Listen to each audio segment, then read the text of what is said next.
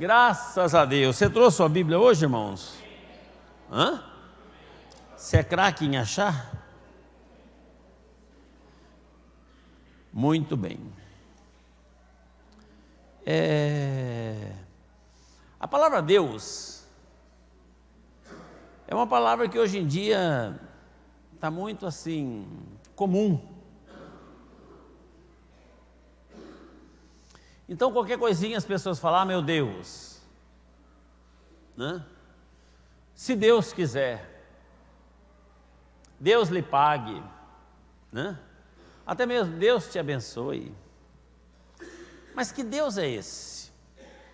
Que Deus é esse? Muitas vezes a gente fala de coisas por ouvir falar, sem conhecer. E hoje eu senti desejo no meu coração de fazer uma reflexão sobre que Deus é esse. Se eu descer aí com o microfone e perguntar um a um se você ama Deus, eu tenho certeza que todos vão falar que ama. Amém? Ou tem alguém que não ama Deus aqui? Todo mundo ama. Agora, duas coisas a gente precisa refletir para responder essa pergunta. Primeiro, saber o que é amor. E segundo, saber quem é o Deus que nós amamos. Porque tem muita gente que ama o Deus errado. O Deus falso. O Deus que não existe. Eu estava vendo uma entrevista de uma pessoa de um judeu, essa semana nós estávamos vindo junto, né, amor? E ele disse que ele não é ateu, ele é agnóstico, ele nem acha que existe, nem acha que não existe, porque Deus existe milhares de deuses espalhados pelo mundo, é um cientista da religião. Então ele falou assim, existe milhares de deuses, e eu até concordo que existe, mas verdadeiro é só um. Verdadeiro é um. E nós temos que estar naquele que é verdadeiro. Porque o falso não tem valor, já diz, é falso. Um é verdadeiro, os demais são falsos. O falso não tem valor. Se você tiver com uma nota aí, pode ser uma de 100. Se for falsa, ela não tem valor. Se você for comprar num estabelecimento um pouquinho mais, onde tem os caixas mais treinados, que vão examinar e ver que é falso, ele não vai aceitar sua nota. E se a polícia pegar você com uma nota falsa, você ainda vai preso, porque é crime ter nota falsa. Então, trabalhar com a falsidade, irmãos, é a pior que existe. Porque falsidade é sinônimo de mentira. E a mentira não é de Deus. A Bíblia diz que toda mentira provém do inferno, e todo mundo que usa dela é filho do diabo. Está literalmente escrito assim na Bíblia Sagrada. Então a palavra hoje é essa. Quem é esse Deus que nós amamos? Se é que amamos, às vezes você até conhece, mas não ama. Porque para amar você tem que colocar lá o 1 Coríntios 13 em prática. Se você ama Deus verdadeiramente. Deus nos ama, isso aí eu vou falar durante a mensagem aqui. Ele nos ama e Ele prova. Agora, será que nós amamos Deus? Então eu gostaria de ler alguns versículos. O primeiro dele está em 1 Crônicas, capítulo 17, versículo 20. Se você for bem rápido, você vai me acompanhando. Eu vou ler Crônicas, Jeremias, Isaías e Samuel. 4 textos antes de começar a mensagem. 1 Crônicas 17, 20 diz assim: Não há ninguém como tu, ó Senhor, nem há outro Deus além de ti, conforme tudo que sabemos. Não existe outro Deus, só existe um Deus. Jeremias 10, 6, se você quiser andar um pouquinho para frente na sua Bíblia, Jeremias capítulo 10, versículo 6 diz assim: Não há absolutamente ninguém comparável a ti, ó Senhor. Tu és grande, e grande é o poder do teu nome. Grande é o poder do teu nome. Nós sabemos o nome que nós estamos falando aqui, irmãos. Nós conhecemos o nome do nosso Deus. O nosso Deus não é um Deus que não tem identidade. O nosso Deus tem identidade. O nosso Deus tem identidade. Voltando a um livro agora, Isaías 45, de 5 a 7.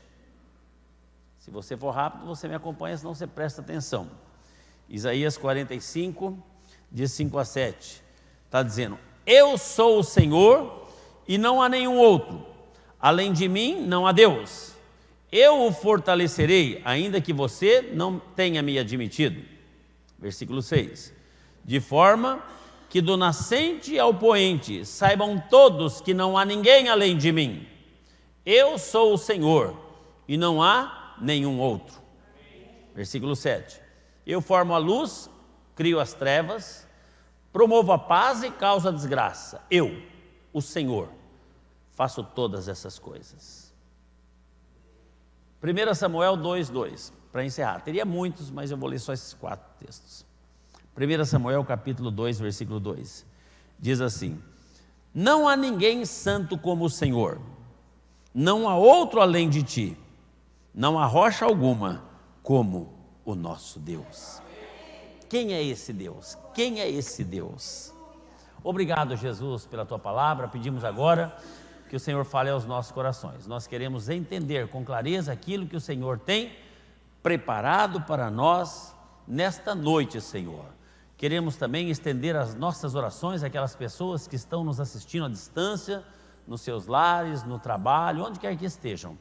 Que também a unção que está neste lugar alcance as pessoas que estão nos assistindo através da internet agora. Eu oro no nome de Jesus Cristo. Amém. Vou fazer uma pergunta que gostaria que você respondesse com sinceridade. Porque nós temos o seguinte hábito, irmãos: muitas vezes a gente responde sem pensar. Eu pedi para não levantar a mão quando eu perguntei: você ama Deus? Eu sei que todo mundo ia levantar. Mas se a gente for fazer uma peneira mesmo, quem ama verdadeiramente, quem tem Deus acima de todas as coisas, são poucos que vão ficar, viu? Muitos vão, não é verdade? Amar Deus de verdade. Mas a pergunta que eu vou falar agora é no âmbito material, físico, não material, físico. Pergunta, presta atenção. Quem aqui já ficou tão decepcionado com a pessoa? Pensou que aquela pessoa era algo maravilhoso e de repente sofreu uma decepção tão grande que lá no seu fundo você teve vontade de esganar.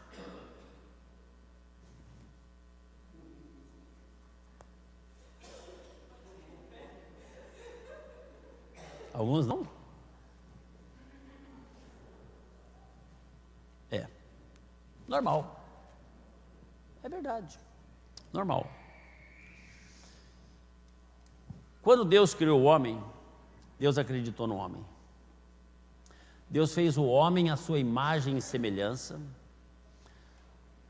soprou a alma vivente nas suas narinas, Ele fez no capricho com as suas próprias mãos. Tudo Ele criou com o poder da palavra. Que haja um macaco, o macaco surgiu. Que haja uma bananeira, a bananeira surgiu. Que haja o sol, e o sol apareceu. Que haja a terra apareceu. Que haja o mar, e o mar apareceu. Mas quando chegou no homem, Deus falou: esse eu vou caprichar. E diz a Bíblia Sagrada, que Deus fez o homem à sua imagem e semelhança. No capricho, irmãos. Nós somos a imagem de Deus. Muitas pessoas às vezes falam assim: ah, mas Deus é espírito, Deus não tem imagem. Quem falou que não? É só você abrir em 2 Coríntios, capítulo 4, versículo 4, que diz que Jesus Cristo é a imagem de Deus. Quer saber qual é a imagem de Deus? É Jesus. Jesus é o visível do Deus invisível. Ele é a imagem de Deus, está escrito explicitamente assim. Então Deus fez, caprichou, Deus acreditou, Deus deu uma regalia medonha. Deus falou assim: olha, Adão, presta atenção, você vai ser meu amigão. Eu todo dia vou vir dar uma volta e a gente vai conversar aqui. Olha que privilégio, fala a verdade. E vou fazer o seguinte, hein? De toda árvore que existe, você vai poder comer. Tudo. De todas. Só de uma que não. essa aqui, tá bom? Sim, senhor. Se Deus falasse assim, ó, você pode comer só dessa e de todas as demais não, ele ia ficar olhando para outra fruta lá e ia desejar, né? Porque falar, pô, só posso comer dessa, estou enjoado, né? Mas não, você poderia comer de todas, menos daquela. E Deus ainda foi bem claro, falou, se você comer dessa, você vai morrer. Você vai morrer. O bicho vai pegar. A Bíblia não diz detalhes, mas eu imagino que Deus conversando com Adão, ele deve ter dado mais detalhes do que ele fez lá na frente, né? Falou, olha, hoje não tem espinho, você vai ter espinho. Hoje não tem dor, vai ter dor. Hoje não tem angústia, sofrimento, você vai ter. Hoje você não sente frio, vive peladão aí, não sente frio, dorme aí em cima das folhas. O clima é sempre agradável, vai ter frio, vai ter calor, vai ter muita coisa que vai pegar, se você comer dessa. Beleza, Adão? Beleza. Mas Adão, juntamente com a sua esposa Eva, desobedecem a Deus. E Deus é obrigado a cumprir com a sua palavra. Porque comeu, vai morrer. Me entristeceu, primeira coisa, não conte comigo mais. Deus decepcionou também. Deus decepcionou com o homem. Não conte comigo, não venho passear com você e nem tem bate-papo das 6 horas mais. Porque a Bíblia diz que todo entardecer, Deus passeava com Adão. Não tem mais o bate-papo. Não conte comigo. E porque vocês desobedeceram, digo mais, agora vocês vão morrer. Vocês não iam morrer não, agora vai. E além de morrer, vai ter dor de barriga, vai ter dor de cabeça, vai ter TPM, vai ter dor de dente, o dente vai cariar, vai ter pedra no rim, vai ter, né? E vai ter espinho, e vai ter plantas que em vez de frutífera vão ser venenosas. O negócio vai ficar complicado. E quando o homem desobedeceu, Deus cumpriu e o mundo ficou triste. O mundo ficou muito triste.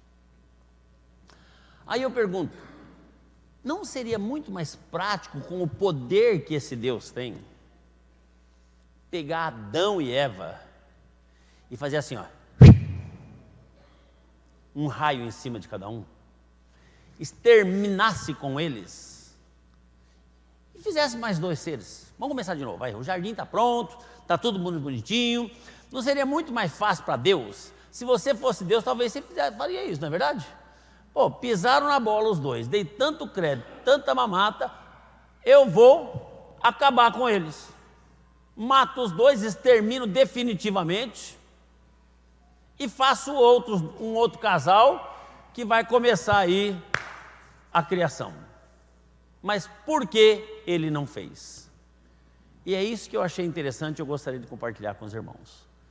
Por que que Deus não exterminou com os dois? Por quê? Talvez você nunca tenha pensado nisso. Ele podia ter exterminado, porque a gente, por muito menos, já teve pessoas que decepcionou a gente, que a gente teve vontade de esgoelar. É verdade ou não? A gente não esgoelou também, mas a gente teve vontade. Deus podia ter aniquilado o casal que ele tinha feito com tanto carinho, porque tanto Adão como Eva foi ele que fez com as suas próprias mãos. O Adão ele fez do barro e a Eva ele fez da costela do Adão, mas ele que fez, ele que moldou do jeito que ele queria, mas ele não fez isso. E a pergunta que fica no ar é, por quê que ele não fez isso? E eu tenho a resposta para te dar nessa noite.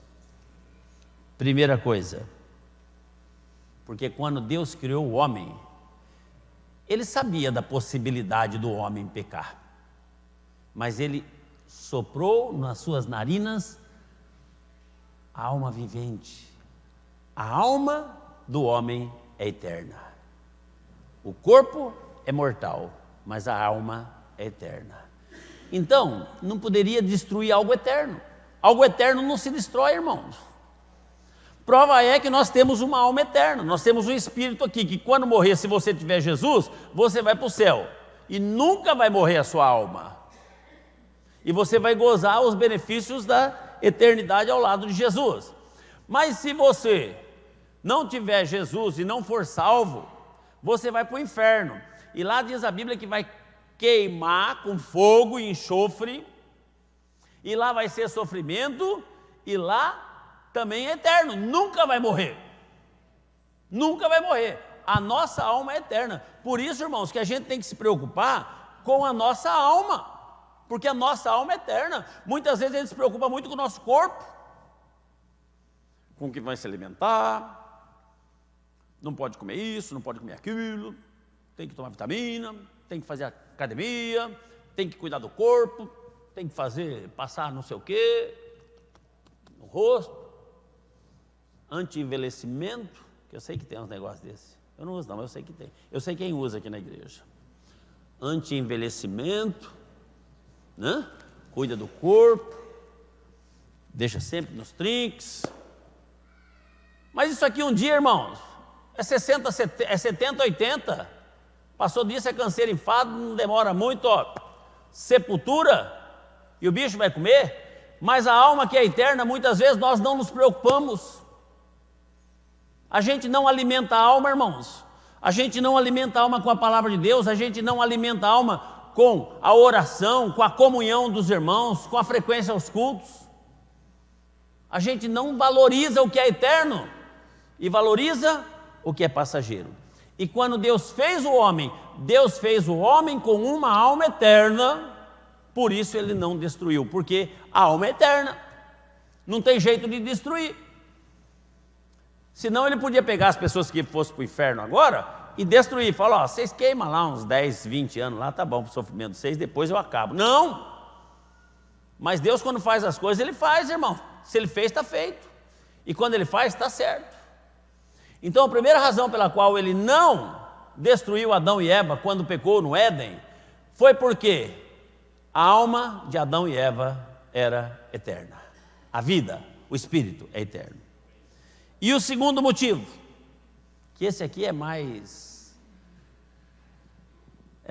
como é que fala? Mais tocante no coração da gente.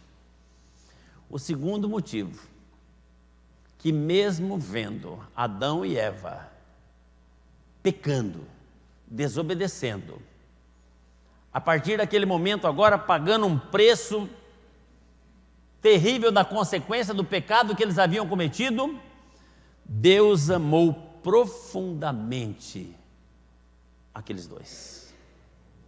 A Bíblia diz em Romanos 5,8 que Deus mostra o seu amor para conosco em que Cristo morreu por nós, mesmo nós sendo pecadores.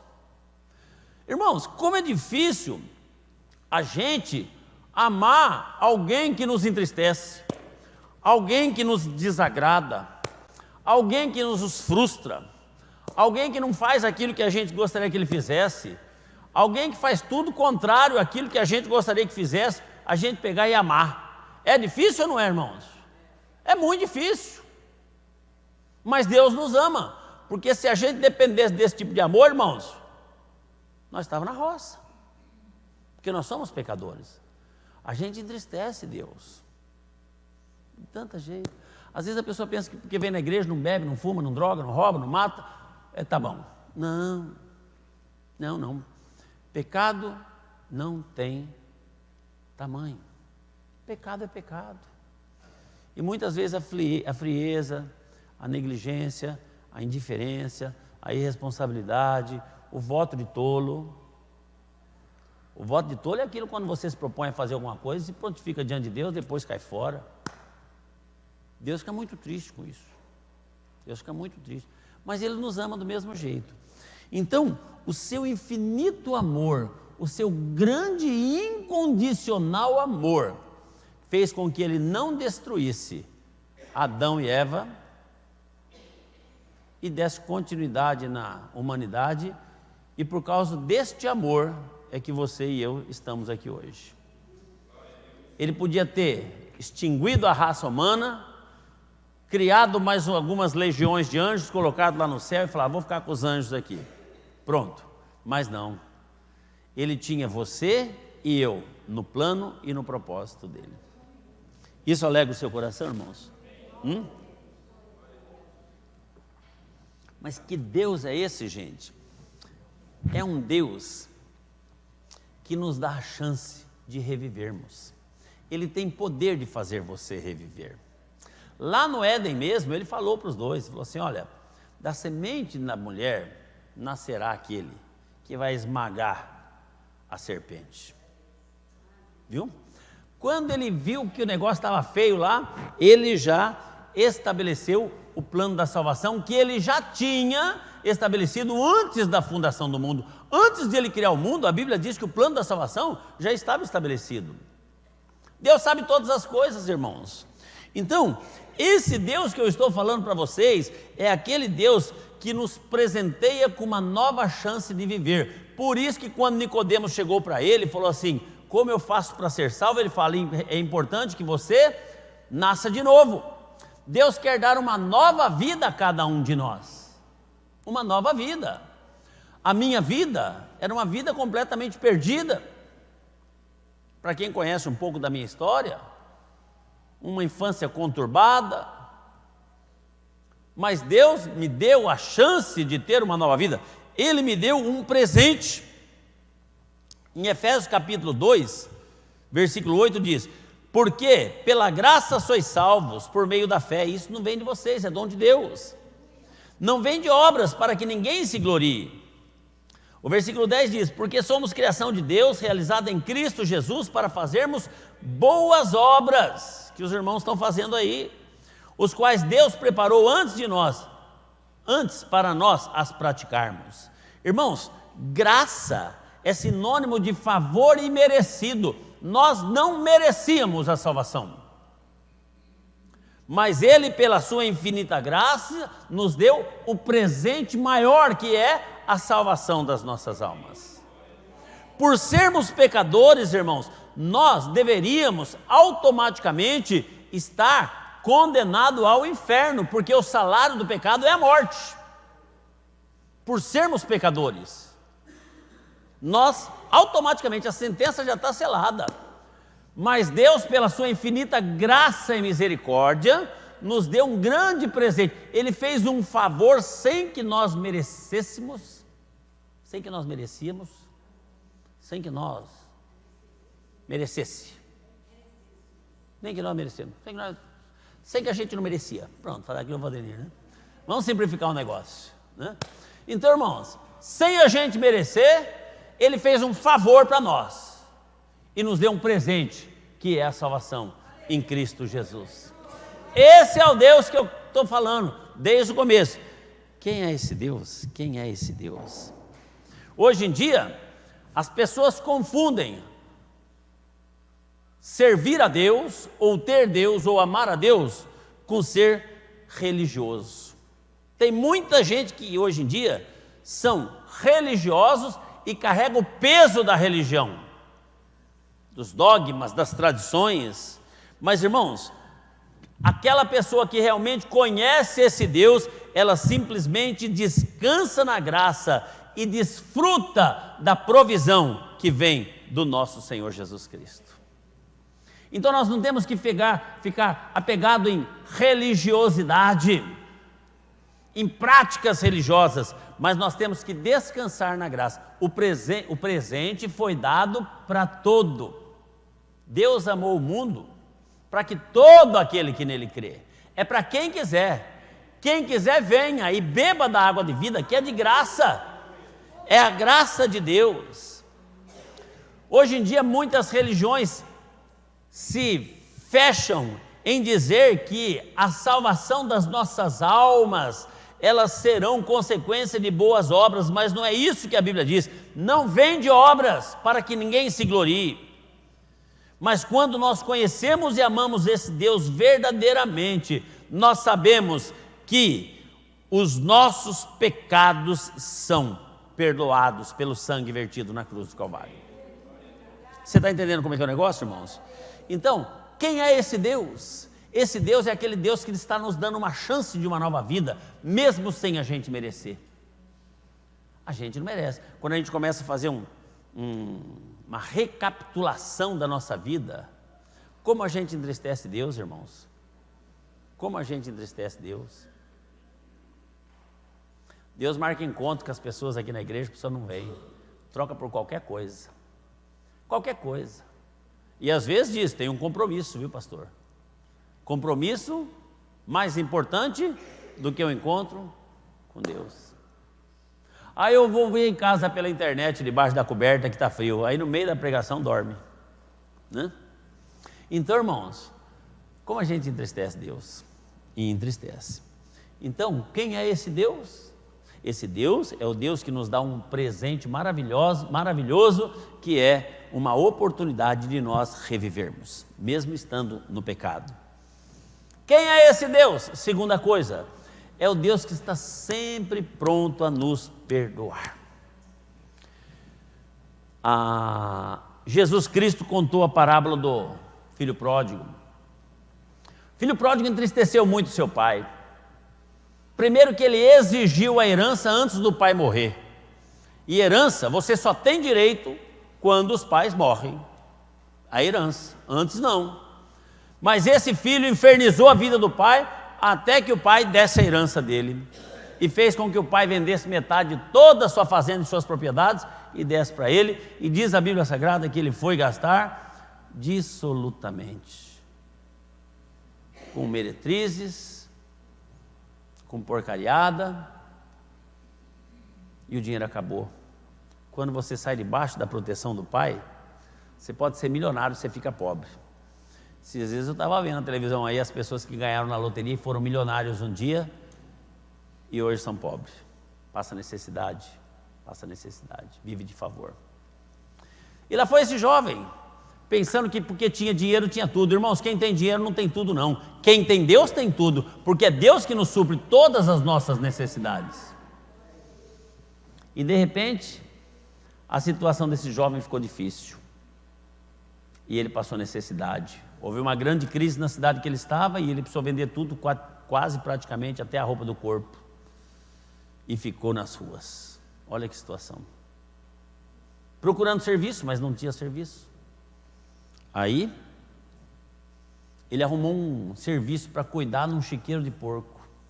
E ele foi lá, dormia com os porcos, e ele queria comer a comida que os porcos comiam, mas o dono não deixava. Opa, essa comida é do porco. Imagina a situação da pessoa como chegou. Degradante, lá embaixo. Mas lá naquele chiqueiro, lá naquela situação, ele lembrou da casa do pai. E ele falou, eu vou voltar para a casa do meu pai. E vou pedir perdão, estou tremendamente arrependido. E voltou. E quando ele voltou, irmãos, o pai podia fazer o quê? Filho, você, cara, já pegou metade da minha fazenda, já levou, já torrou, tchau. Podia ou não podia? Ele tinha direito de fazer isso ou não tinha? Tinha. Mas foi isso que ele fez? Não. Ele abraçou, beijou, colocou um anel da família. Você faz parte da família, porque naquela época a família era identificada por um anel, né? Colocou um anel de ouro no dedo da família, do menino. Você faz parte da família. Colocou a melhor roupa, colocou o melhor sapato, matou o melhor bezerro, fez uma grande festa e falou assim: nós estamos alegres porque o meu filho que estava morto reviveu, estava perdido e foi achado. Irmãos, isso aqui é para exemplificar Deus. A gente vira as costas para Deus, vai embora, larga e às vezes cai no buraco terrível e a gente fica com a seguinte pergunta: será que Deus vai me perdoar? E sabe o que o diabo fala? Não, Deus não vai te perdoar, mas Deus vai te perdoar, porque Ele está sempre disposto a te perdoar. Deus vai te perdoar. E Ele não só perdoa, Ele faz alguma coisa além de perdoar. Diz lá em Hebreus capítulo 8, versículo 12: pois para com as suas iniquidades usarei de misericórdia, e dos seus pecados jamais me lembrarei. Deus não só perdoa, Ele esquece, irmãos. Ele esquece completamente. Imagina que tormento para aquele filho se morando na casa do pai agora. Qualquer briguinha que acontecesse lá, o pai chegava e falava assim: ei, fica quieto, baixa a bola aí, negão, porque um dia você já pegou metade, já levou, não deu certo, olha que problema ia ser. Mas não se fala mais nisso. A gente não esquece, irmãos, enquanto estamos nessa vida aqui, porque nós temos um sistema de armazenamento de informações aqui que a gente não consegue esquecer, mas Deus esquece. A Bíblia diz que Ele não se lembra mais e nem toca nesse assunto. Ele perdoa. O que Ele quer é o seu arrependimento. Ele quer que você realmente reconheça que você tem entristecido Ele, reconheça que você tem pisado na bola com Ele. Ele quer que você reconheça que você é um pecador, tem feito as coisas erradas e quer uma mudança, quer voltar para a casa do Pai. Aí Ele está pronto a te perdoar e está pronto a esquecer dos seus problemas. É maravilhoso ou não é? A Bíblia diz em Salmos 86:5: Tu és bondoso em perdoar, Senhor, rico em graça para com todos que te invocam. Em Isaías 55:6: Busque o Senhor enquanto é possível achá-lo, clamem por Ele enquanto Ele está perto.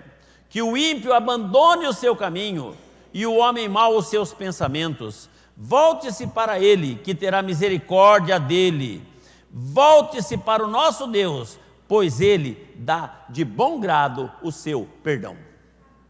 Então, irmãos, o que nós temos que fazer? Abandonar o nosso caminho. O homem mau que tem pensamentos ruins, abandone o seu pensamento, volte-se para Deus, que Ele está disposto de bom grado dar o perdão dele para cada um de nós.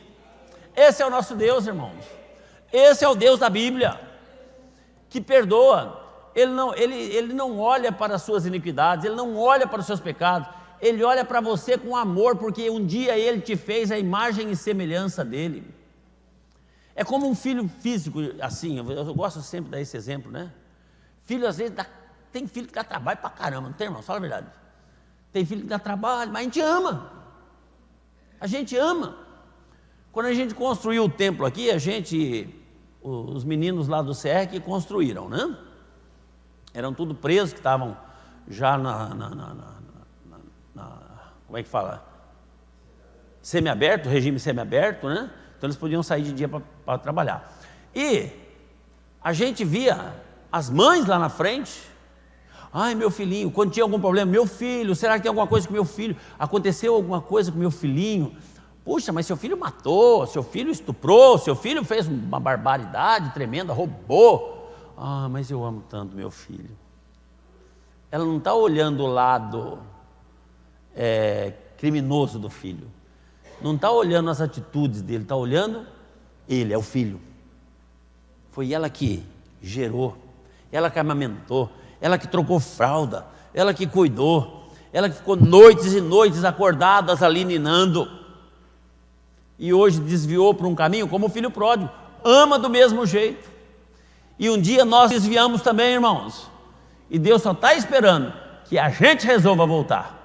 E quando a gente voltar e Ele vê que a gente está voltando, Ele vai nos receber de braços abertos. Amém? Ainda há tempo. Deus faz ciclos, né? Nós estamos na dispensação da graça, favor imerecido, da misericórdia e do perdão. Haverá um dia, quando Jesus voltar para arrebatar sua igreja, que a porta vai fechar.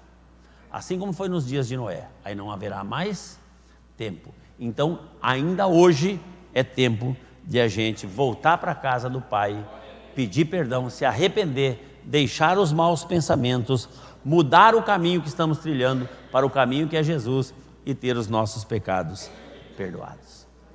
Que Deus é esse? É o Deus que não olha para as nossas falhas, mas Ele nos ama. Terceiro e último ponto que eu gostaria de colocar hoje. Que Deus é esse, irmãos? É o Deus que nos amou antes de ser amado. Hoje em dia, a gente espera ser amado para amar. Já reparou isso ou não? Se uma pessoa não te ama, se uma pessoa só te sacaneia, se uma pessoa só faz maldade com você, você tem vontade de fazer a mesma coisa. E se não faz mal, pelo menos você não faz maldade, mas também você não faz bondade, não é verdade? A pessoa só me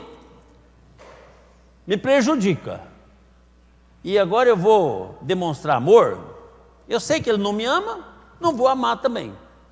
Eu vou colocar como propósito na minha vida a música do Roberto Carlos. De hoje em diante, eu vou modificar o meu modo de vida, porque eu só vou gostar de quem gosta de mim. Não é assim a música do Roberto Carlos? Eu só vou gostar de quem gosta de mim. Deus não é assim. Deus nos ama antes da gente amar Ele. Você está pecando, você está entristecendo Ele, você está ferindo o coração de Deus. A Bíblia diz que quando nós estamos tomando Santa Ceia indignamente, nós estamos crucificando Jesus de novo. Você está muitas vezes crucificando Jesus de novo, e Ele está lá, sabe o que Ele está fazendo? De braços abertos, demonstrando amor para você. Ele nos ama antes da gente amar Ele. Ele nos amou antes da gente amar Ele. É uma coisa muito difícil de entender. Hoje em dia, o homem quer ser Deus. Tem até o filme, né? Do homem que quer ser Deus.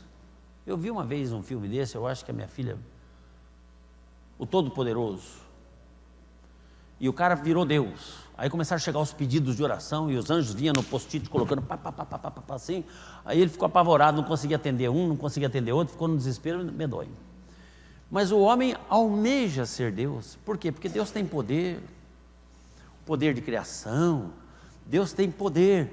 Agora, uma das coisas difíceis de entender é Deus querer ser homem. Deus se fez homem e habitou entre nós. Deus deixou o seu trono da glória, tornou-se na forma humana e veio aqui, irmãos. Ele sabia que o homem, o ser humano, não vou falar homem, né? Homem, mulher, o ser humano, não é flor que se cheira. Ô racinha difícil, complicada. E não é difícil de entender isso. Veja bem, de tudo que Deus criou com um propósito. O limoeiro foi para produzir limão, a mangueira para produzir manga, a jabuticabeira para produzir jabuticaba, a roseira para produzir rosa, o passarinho para cantar e comer formiga, a formiga para comer a roseira, né? Tudo ele fez e todas eles obedecem. Toda criatura de Deus obedece. E Ele fez o homem para o seu louvor. E hoje o homem se preocupa com tudo, menos com o louvor a Deus.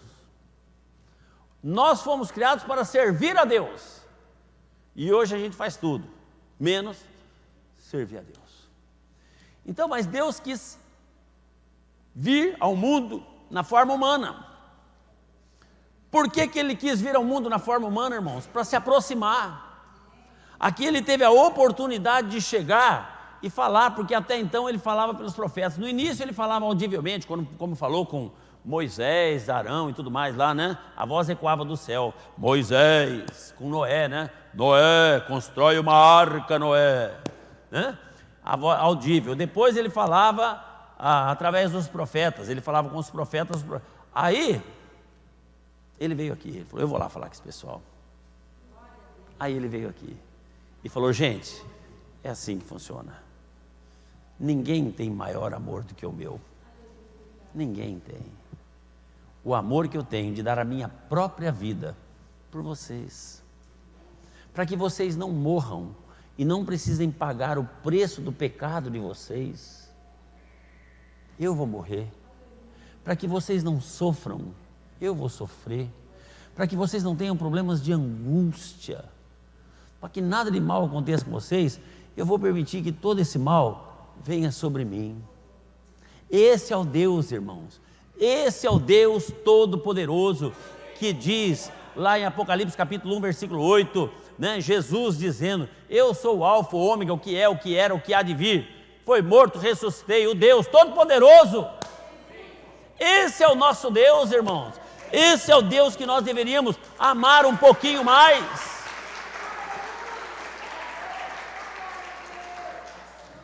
Esse é o Deus que veio realmente e demonstrou o maior amor do mundo. Não existe amor que se compare ao amor de Jesus por nós.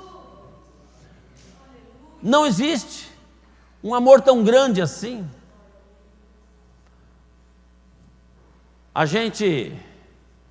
Eu tenho um amigo que mora na praia, ele já faleceu, mas o filho dele regula com as minhas filhas, os filhos dele, ele tem 2 meninos, um regula com a Graça e um regula com a Gi. E certa ocasião, ele mora lá no Guarujá, ele estava naquela praia onde tem muitas pedras, na verdade não é praia, é o mar batendo nas pedras, e o menininho deveria ter uns 5, 6 anos, estava o vô e o netinho passeando, e o netinho escorregou e caiu ali, e o mar estava bem agitado, e aí o vô começou a ver o netinho morrer, estava já desfalecendo, e não tinha como pegar, não tinha como chegar. A única alternativa que tinha era o vô pular e jogar o menino para fora, mas ele sabia que ia morrer. E foi o que ele fez. Ele pulou, pegou o menino, jogou o menino para fora, e ali não tinha como subir, e a onda bateu até que ele morreu. E ele morreu e salvou o netinho. Que gesto de amor grande, né, irmãos? Fala a verdade. Deu a vida pelo netinho. O menino está um homem gigante, lindo hoje, maravilhoso. E eu sei que ele tem eterna gratidão pelo que o avô dele fez por ele. Mas, irmãos, Jesus não fez só isso. Jesus salvou a nossa vida, nós estávamos condenados à morte, e Ele não só salvou, Ele continua conosco, irmãos, hoje. Ele continua aqui. Aquele avô desse menino foi sepultado, a história é muito bonita, acabou e tudo mais. Triste, né? Muito triste. Mas encerrou-se ali. A história de Jesus, desse nosso Deus, não. Ele falou que onde tiver 2 ou mais pessoas reunidas, Ele está sempre no nome dEle.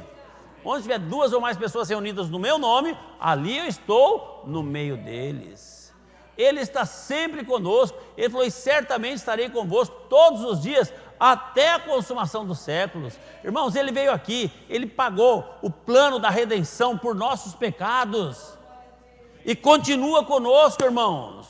Hoje nós temos o Espírito Santo conosco, habitando nos nossos corações, e se realmente o Espírito Santo habita nos nossos corações, todas as vezes que formos fazer alguma coisa que entristece ou desagrada a Deus, esse Espírito Santo tem um sensor que nos avisa. Não, aí depende de nós frustrarmos Deus e deixarmos, ou de nós seguirmos. Irmãos, outra coisa, esse amor é tão grande que não existe nada no mundo que pode nos tirar esse amor. A única pessoa que pode abrir mão do amor de Deus na sua vida é você. É um amor incondicional. Ele não impõe condição absolutamente alguma. É um amor maior do mundo. Um dos textos meus preferidos na Bíblia está lá em Romanos capítulo 8, a partir do versículo 31. Eu vou ler para encerrar a pregação, para mostrar que realmente não existe limites e nada pode nos separar do amor de Deus. Diz assim, Romanos 8, 31. Que diremos, pois, diante destas coisas? Se Deus é por nós, quem será contra nós?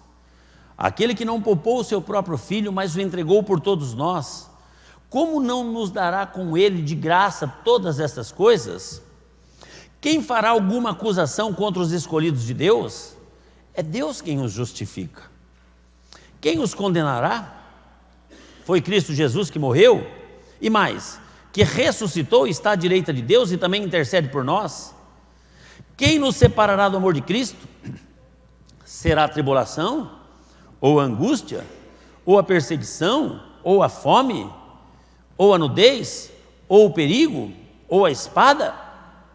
Vou ler de novo esse versículo, irmãos. 35, você que está acompanhando aí. Quem nos separará do amor de Cristo? Deixa eu beber um golinho d'água aqui, que a goela está seca.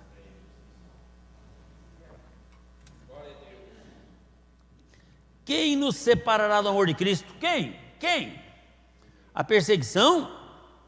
A tribulação? a angústia, a fome, a nudez, o perigo, a espada quer dizer a morte, como está escrito: por amor de ti, enfrentamos a morte todos os dias, somos considerados como ovelhas destinadas ao matadouro, mas em todas essas coisas, somos mais que vencedores por meio daquele que nos amou. Porque eu estou convencido de que nem a morte, nem a vida, nem anjos e nem demônios, nem o presente, nem o futuro, e nem qualquer poder, nem altura, nem profundidade, nem qualquer outra coisa na criação será capaz de nos separar do amor de Deus que está em Cristo Jesus, o nosso Senhor. Irmãos, não existe nada que vai nos separar do amor de Deus. Nada que existe nesse mundo e nem fora do mundo, nem anjos e nem demônios vão nos separar do amor de Deus. Esse amor que foi liberado para nós, esse amor que está lá na graça, na salvação, que foi a primeira coisa que eu falei aqui hoje. Nesse amor, ninguém vai nos separar. Se você quiser, Jesus está de braços abertos para te receber. Depende de você. O filho pródigo somos nós, que desobedecemos, rebelamos, exigimos coisas que não éramos merecedores, como o filho pródigo fez, querendo lá a sua herança. Quem fez, gastou depois o dinheiro suado do pai com prostitutas, com bebedeiras e com tantas coisas erradas. Nós é que desagradamos a Deus. Mas Deus, quem é esse Deus? Esse é o Deus que nos dá de presente a chance de uma nova vida. Quem é esse Deus? Este é o Deus que está sempre pronto e disposto a nos perdoar. Quem é esse Deus? Este é o Deus que nos amou, mesmo antes de ser amado. Esse é o nosso Deus. O nome dele? Jesus.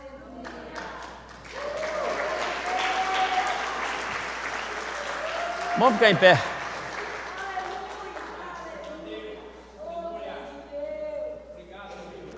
Abaixa a sua cabeça, feche seus olhos.